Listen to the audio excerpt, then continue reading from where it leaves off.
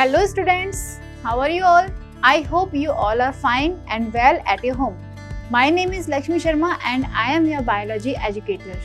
बेटा आज मैं आपको बायोलॉजी पढ़ाने नहीं आई हूँ बल्कि आपको नोटिफाई करने आई हूँ एक स्कीम के बारे में, दैट इज यशस्वी स्कीम। ये स्कीम क्या है, इससे आपको क्या बेनिफिट है एंड कौन कौन बच्चे इस एग्जाम को दे सकते हैं और उनको इससे कितनी स्कॉलरशिप मिलेगी, इसके बारे में सारी डिटेल्स आज हम डिस्कस करेंगे। ठीक है, तो हम बात करेंगे बेटा आज यशस्वी एंट्रेंस टेस्ट के रिगार्डिंग यानी येट के रिगार्डिंग हम बात करेंगे। येट 2023 जिसका एग्जाम है आपके सितंबर में, दैट इज 29 सितंबर। तो ये एग्जाम है क्या एंड इसको कौन कौन बच्चा दे सकता है, चलो बात करते हैं। Young achievers scholarship award scheme for vibrant India यानी यशस्वी, ये येट एग्जाम आपको कंडक्ट करवाया है NTA यानी नेशनल टेस्टिंग एजेंसी ने इसको कंडक्ट किया, जिसको की फॉर्मुलेट किया है MSJ&E के थ्रू। चलो ये एग्जाम कौन बच्चा दे सकता है बेटा, जो बच्चे OBC कैटेगरी में आते हैं यानी अदर बैकवर्ड कैटेगरीज में आते हैं या फिर इकोनॉमिकली बैकवर्ड क्लासेस में आते हैं, EBC कैटेगरी में आते हैं, या हम अगर बात करते हैं कि जो बच्चे डी नोटिफाइड नोमैडिक क्लास में आते हैं या फिर सेमी नोमैडिक क्लास में आते हैं, सेमी नोमैडिक ट्राइब वाली कैटेगरी में आते हैं। बस कंडीशन ये होती है कि उनके पेरेंट्स की जो एनुअल इनकम है वो 2.5 लाख से कम होनी चाहिए, वो बच्चे इन एग्जाम्स को दे सकते हैं। इसके अलावा जो उनकी क्लास की कैटेगरी इनका क्लास का जो कंडीशन है कि वो कौन सी वाली क्लास में स्टडी करने होना चाहिए, दैट इज वो 9th क्लास में स्टडी कर रहे हो या फिर 11th क्लास के बच्चे, यानी 9th क्लास वाले बच्चे या 11th क्लास के बच्चे जो होते हैं वो इस येट एग्जाम को देने के लिए एप्लीकेबल होते हैं। तो ये एग्जाम का बेटा मेन पर्पस क्या है इस एग्जाम का, कि जो बच्चे OBC में, EBC में, DNT, SNT कैटेगरी में आने वाले बच्चे हैं जिनकी एनुअल इनकम इनके पेरेंट्स की 2.5 लाख से कम हो रही है, तो उनको एक इकोनॉमिकली उनको बढ़ावा देने के लिए या उनको सपोर्ट करने के लिए ये एक एंट्रेंस एग्जाम आपका ऑर्गेनाइज किया गया है। कब तक इसको फिलअप कर सकते हैं, तो बेटा ये आपके जो एग्जाम फॉर्म चल रहे थे वो आपके 11 जुलाई से लेकर के 10 अगस्त तक हैं। तो 10 अगस्त में आने ही वाला है, तो आप इसको अपॉर्चुनिटी को बिल्कुल भी मिस नहीं करें। अगर आपने ये फॉर्म अभी तक नहीं भरा है तो डेफिनेटली इसको जाए एंड इसको फिल कर दें, क्योंकि एक तो इसमें बिल्कुल भी फी नहीं लग रहा है, आपको किसी भी टाइप का आपको चार्ज नहीं देना पड़ रहा है। सेकेंडली इसमें नेगेटिव मार्किंग नहीं है, तो सिलेक्शन हो जाए तो अच्छा है ना आपके लिए।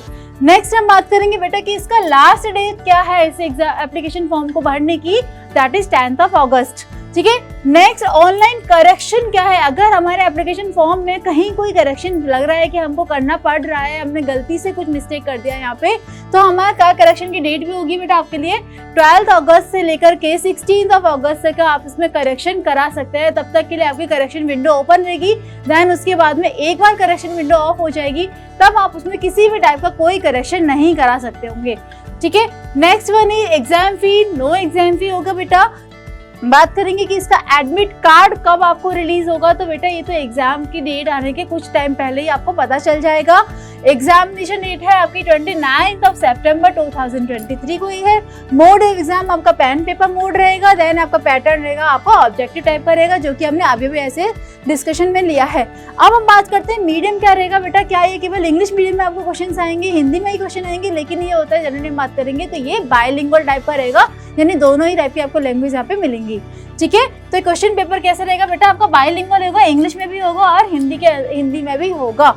अगर हम बात करते हैं कि हमें किसी क्वेश्चन में ऐसा लग रहा है कि किसी में इंग्लिश चेंज है और हिंदी में थोड़ा सा चेंज आ रहा है या ऑप्शन मिस्टेक हो रही है, तो किसको प्रीफरेंस देनी है, हमको इंग्लिश वाले क्वेश्चन पेपर को आपको ज़्यादा प्रीफरेंस देनी पड़ेगी हिंदी के कंपेयर में।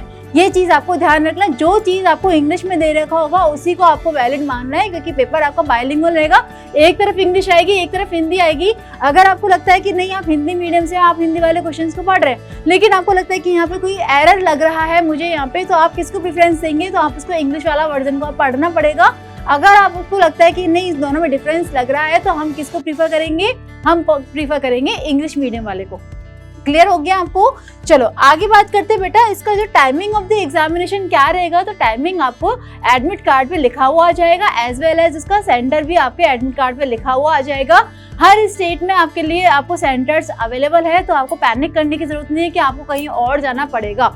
ठीक है। हर डिस्ट्रिक्ट के अंदर आपको इसके सेंटर्स अवेलेबल मिल जाएंगे, तो आपको कहीं और इधर उधर जाने की भी ज़रूरत नहीं आएगी। तो आपको इस एग्ज़ाम को, या हम कह सकते हैं ये आपके लिए एक गोल्डन अपॉर्चुनिटी एग्ज़ाम है, यह आपको बिल्कुल भी मिस नहीं करना है, ठीक है। चलो आगे बात करेंगे।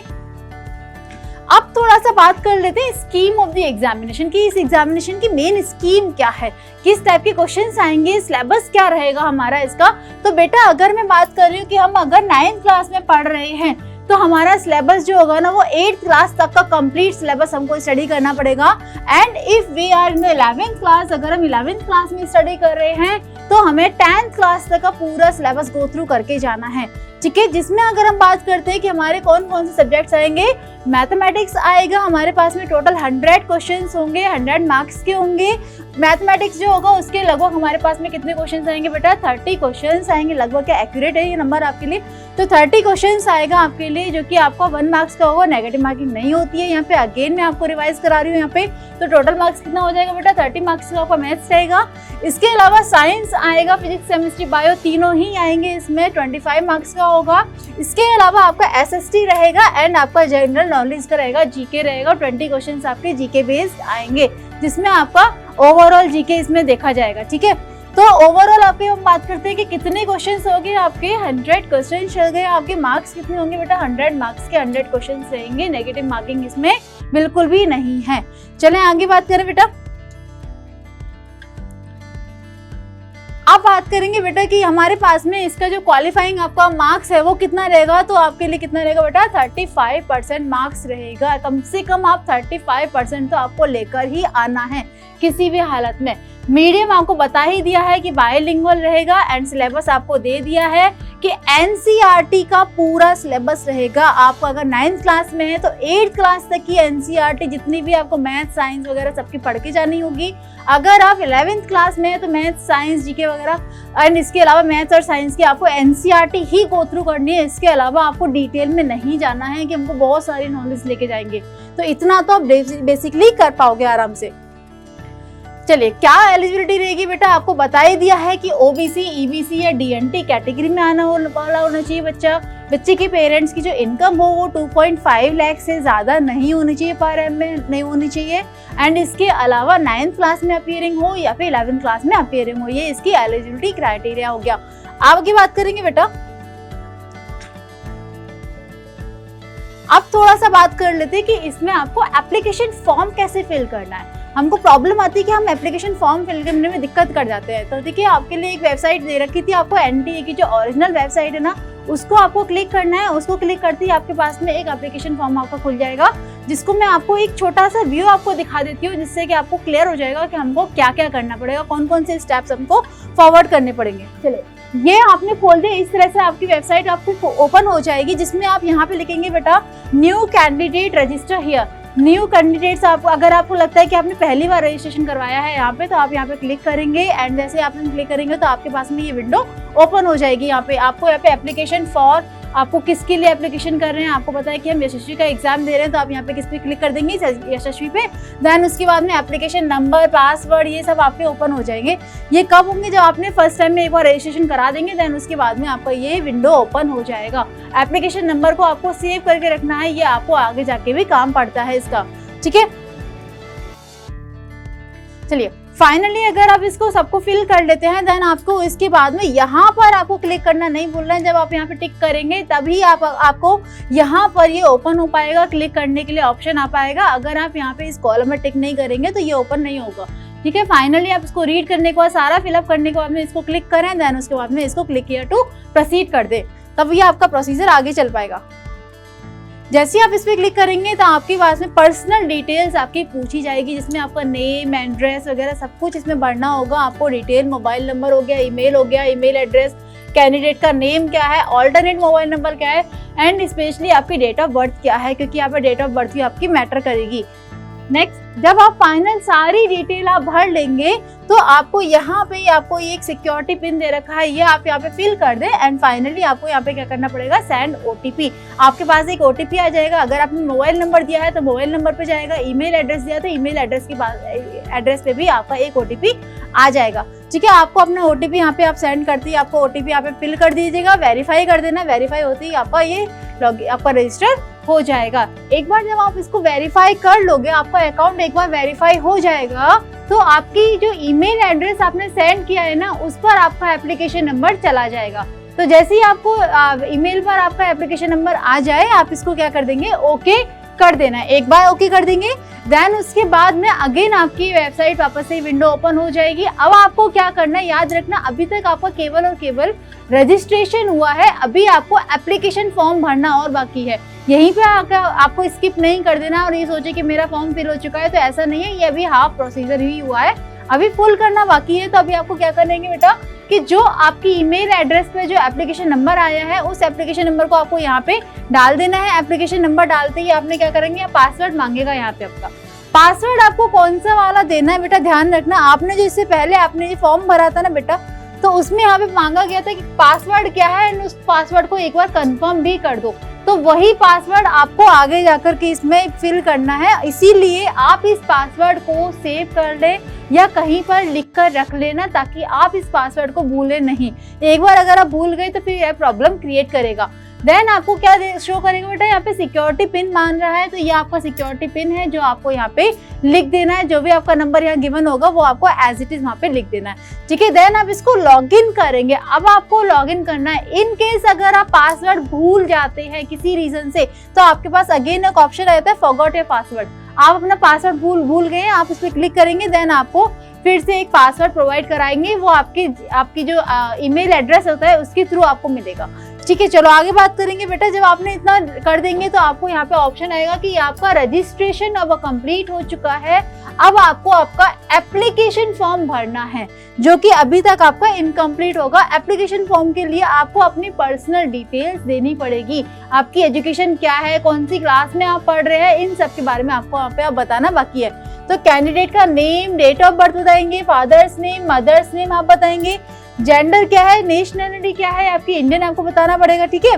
देन आपकी आइडेंटिटी टाइप क्या है, डोमिसाइल क्या है, ये सब आपको यहाँ पे सब फिल करनी पड़ेगी। आपकी पर्सनल डिटेल्स है, आपको यहाँ पे सब मेंशन करना पड़ेगा, ठीक है। स्किप कुछ नहीं करना है, क्योंकि यहाँ पे सब में स्टार लगा हुआ होता है। स्टार का मतलब होता है that is very compulsory to fill, आपको ये फिल करना ही है। अगर आपने स्किप कर दिया तो आपका फॉर्म आगे नहीं बढ़ेगा। नेक्स्ट हम बात करेंगे बेटा, जब आप इसको पूरा का पूरा फिल कर देंगे तो आपसे क्वेश्चन पूछेगा कि क्या आप पर्सन विद बेंचमार्क डिसेबिलिटी है, यानी किसी भी टाइप का पीडब्ल्यूडी कैटेगरी में आप आते हैं। यदि आपको लगता है कि हाँ हैंडीकैप कैटेगरी में आप आ रहे हैं, तो आप इसको यस कर दो, अदरवाइज इसको नो करके आप फर्दर मूव कर सकते हैं। अगेन आपसे वो कैप्चा फिल करने के लिए बोलेंगे, यहाँ पे आपका कैप्चा दे रखा है यहाँ पे। देन आप इसको आई एग्री पर आपको टिक करेंगे। आई एग्री करते ही आप इसको यहाँ पे सेव एंड नेक्स्ट करना मत भूलें। जैसे ही आप इसको सेव एंड नेक्स्ट करेंगे, ये नेक्स्ट विंडो आपकी ओपन हो जाती है, ठीक है। जैसे ही आपने इसको सेव एंड नेक्स्ट किया, ये हो जाएगा आपका पर्सनल डिटेल्स आपकी सारी सेव हो चुकी है। आप इसको ओके कर देना। देन आपके उसके बाद में आपका रजिस्ट्रेशन हो चुका है, एप्लीकेशन हो चुका है। अब बारी आती है कि आपको कौन सा स्टेट चाहिए। तो आपसे आपको प्रेजेंट एड्रेस, कंप्लीट एड्रेस आपसे मांगेंगे, स्टेट आपसे पूछा जाएगा, यहाँ पे डिस्ट्रिक्ट कौन सा है आपका, एंड आपके डिस्ट्रिक्ट में जहाँ पे आप रह रहे हैं उस एरिया का आपका पिन कोड नंबर क्या है, यह आपको फाइनली सेव करना होगा। परमानेंट एड्रेस होगा। कहीं कभी ऐसा होता है कि बच्चे जो होते हैं वो रेंट लेकर रहते हैं, रेंट पे रह रहे होते हैं, तो उस केस में आपका परमानेंट एड्रेस क्या है। अगर आप वही उसी जगह पे रह रहे हैं जहाँ का आपने ऊपर डाला है एड्रेस, तो उसको आपको क्या कर देना है, same as the present address आपको कर देना होगा। एंड फाइनली यहाँ तक आपको फिल करने के बाद में ये सारा डिटेल्स आपको दे रखा होगा, यहाँ पे ईमेल वगैरह सब आपको फाइनल आपको फिर से कैप्चा दे रखा होगा, कैप्चा आपको फिल कर देना है। कैप्चा या सिक्योरिटी पिन आपने फिल कर दिया है, उसके बाद में अगेन आपसे आई एग्री पे आपको क्लिक करना पड़ेगा। एंड फाइनली आप क्या करेंगे, यहाँ पे आई एग्री करते ही सेव एंड नेक्स्ट फिर से कर देना कि हम आगे चलते हैं। ये हमारी आपकी एड्रेस वाली डिटेल्स भी आपकी पूरी हो चुकी है, ठीक है। जब आपको फाइनली इसमें आपने क्लिक कर दिया बेटा, चलिए, तो आपसे पूछा जाएगा कि एग्जाम डिटेल्स अब आपकी सारी सेव हो चुकी है सक्सेसफुली। आप इसको ओके पर क्लिक कर दे, तो ये हो गया आपका फाइनल। अब आपसे पूछा जाएगा आपकी क्लास क्या है, स्कूल्स क्या है, या आपकी डिटेल्स अब थोड़ी सी और बाकी है। क्लास का नेम, किस क्लास में आप हैं, state of school, name of school, district of school, ये सब आपके, इसके अलावा आपके जो पिछले, इससे पहले जो आपने एग्जाम दिया है उसमें आपके कितने परसेंटेज थे, यानी आपकी डिटेल्स यहाँ पे देखेगा। मीडियम ऑफ स्टडी क्या था, क्या आप हिंदी मीडियम से बिलोंग करते थे या इंग्लिश मीडियम से बिलोंग करते थे, ये डिटेल देने के बाद में अगेन आपसे आपकी सिक्योरिटी या आपके सिक्योरिटी पिन या कैप्चा आपसे मांगेगा, फिल करना होगा। देन उसके बाद में आप क्या करेंगे, आई एग्री पे क्लिक कर देंगे। आई एग्री करते ही आप क्या करेंगे, इसको save and next, again save and next करेंगे। ये आपकी एजुकेशनल डिटेल्स आपने इसमें फीड कर दी है। आगे बात करेंगे बेटा एजुकेशन बैकग्राउंड ऑफ पेरेंट्स। अब अपने पेरेंट्स के बारे में नॉलेज आएगी कि पेरेंट्स का एजुकेशनल बैकग्राउंड क्या है, वो कितने पढ़े लिखे हैं, उनका ऑक्यूपेशन क्या है, क्योंकि आपको पता है ना कि ये आपको ओबीसी एंड ईबीसी कैटेगरीज के लोग ही इसको दे सकते हैं जिनकी एनुअल इनकम 2.5 लाख से कम हो रही हो, तो इसलिए पेरेंट्स की डिटेल भी यहाँ पे मांग रहे हैं। ठीक है, एनुअल इनकम ऑफ पेरेंट्स कितनी है, एनुअल इनकम ज्यादा नहीं जानी चाहिए। How many brothers do you have, कितने भाई हैं आपके। देन योर पेरेंट्स की एनुअल इनकम जो 2.5 लाख से ज्यादा होगी तो आप यशस्वी एग्जाम देने के लिए एलिजिबल नहीं माने जाओगे, ये ध्यान रखना है आपको। How many sisters do you have, कितनी आपकी बहन है, कितने भाई हैं, ये सब आपसे डिटेल आपकी पूछ जाएगी, यानी आपका फैमिली डिटेल्स आपसे यहाँ पर आपको फिल करनी होगी। अगेन आपको क्या करना पड़ेगा, आपको कैप्चा फिल करना है। देन उसके बाद में आई एग्री पे क्लिक करना है, सेव एंड नेक्स्ट कर देना है। जैसे आप इसको सेव एंड नेक्स्ट करेंगे तो अदर डिटेल्स भी आपकी सेव कर ली गई है, जो आपकी फैमिली डिटेल्स थी, एजुकेशनल डिटेल्स थी, सब कुछ आपकी अभी तक सेव हो चुकी है। ठीक है, देन उसके बाद में आपका जो रजिस्ट्रेशन हो गया, आपका एप्लीकेशन फॉर्म हो गया, आपके डॉक्यूमेंट्स की बारी आती है कि क्या आपने जो भी आपने सेंड किया है वो सब कुछ ठीक है या करेक्ट है कि नहीं। तो क्या क्या डॉक्यूमेंट्स रिक्वायर्ड होंगे बेटा, आपका फोटो रिक्वायर्ड होगा। ठीक है, आपका फोटो होगा जो कि आपका जेपीजी या जेपीईजी फॉर्मेट में होना चाहिए, जिसका साइज आपको गिवन है उस साइज से ज्यादा साइज का फोटो नहीं लेना है आपको। सिग्नेचर होगा आपका फॉर्मेट में गिवन, आपको फोटो की सिग्नेचर आपको अपलोड करना पड़ेगा यहाँ पे। देन आपको इनकम सर्टिफिकेट भी आपको लगाना है।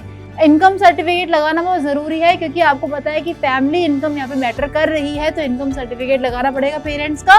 कैटेगरी सर्टिफिकेट आपको लगाना है, ओबीसी के है, ईबीसी के, कौन सी वाली कैटेगरी से आप बिलोंग करते हैं। देन आपको फाइनली क्या है, आधार डॉक्यूमेंट लगाना पड़ेगा। आधार कार्ड लगेगा, आपका कैटेगरी लगेगा, इनकम लगेगा, एंड इसके अलावा आपके फोटो एंड सिग्नेचर, आपके डॉक्यूमेंट्स आप कुछ अपलोड करने होंगे, जिसमें से आप जो भी आप अपलोड नहीं कर पाए तो आपका फॉर्म सक्सेसफुली फिल्ड नहीं माना जाएगा।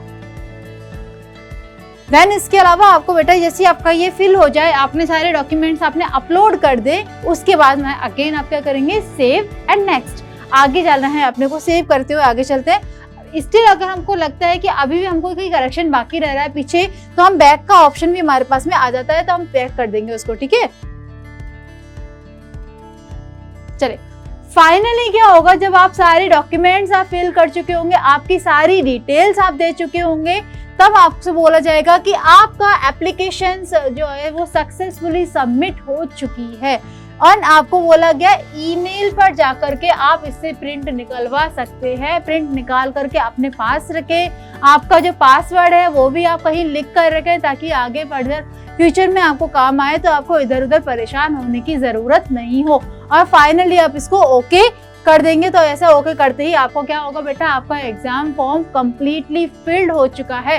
अब एग्जाम फॉर्म फिल होने के बाद में आपको ब्लैंक तो बैठना है नहीं, हमको क्या करना पड़ेगा, हमारा 29 सितंबर को एग्जाम है, तो अब हमको थोड़ा उसकी प्रिपरेशन करनी पड़ेगी। अगर हम 9th क्लास में है तो हमें 8 तक का सारा सिलेबस की जितनी एनसीईआरटी है ना, उसको आपको गो थ्रू कर लेना है। और अगर हम 10th क्लास में है तो हमको 10th तक के सिलेबस को गो थ्रू कर लेना है, और अपने एग्जाम में हमको अपना बेस्ट लगाना है, जिससे कि हमारे मेरिट लिस्ट में नंबर आ जाए और हमको एक अच्छी स्कॉलरशिप मिल जाए। तो अगर आप 9th क्लास के स्टूडेंट होते हैं ना बेटा, तो उनको 75,000 पर एनम की स्कॉलरशिप मिलती है, और अगर आप 11th क्लास के हैं तो उनको 1,25,000 पर एनम स्कॉलरशिप मिलती है, ध्यान रखना। तो अच्छी स्कॉलरशिप है आपके लिए, अच्छी स्कीम है आपके लिए, इस गोल्डन अपॉर्चुनिटी को बिल्कुल मिस नहीं करना है। अगर आपको स्टिल कोई डाउट लगता है, कोई प्रॉब्लम आती है, आपकी स्टडी की रिगार्डिंग कोई प्रॉब्लम आती है, तो आप हमसे कांटेक्ट कर सकते हैं। तब तक के लिए आपको लिए ऑल द बेस्ट। अच्छे से एग्जाम देना है, अपने आप को मेरिट लिस्ट में लेकर के आना है। Thank you.